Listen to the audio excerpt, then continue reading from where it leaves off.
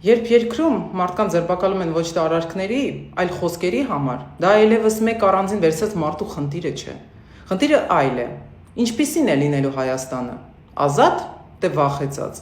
Երբ երկրում հարցերը լուծում են վիրավորանքներով սոցիալական ցանցերում, իսկ այդ ժամանակ քո երկիրը շփոթում են Կամբոջայի կամ Ալբանիայի հետ, դա վերաբերվում է մեզ բոլորիս, մեր պատվին։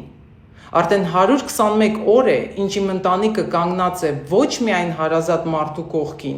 այլ յուրաքանչյուր Հայաստանի Հանրապետության քաղաքացու իրավունքների ու արժեքների պաշտպանության համար։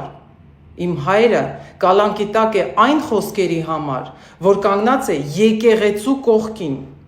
Մենք բոլորս կանգնած ենք և շարունակելու ենք կանգնել եկեղեցու կողքին ու պաշտպանել մեր արժեքները։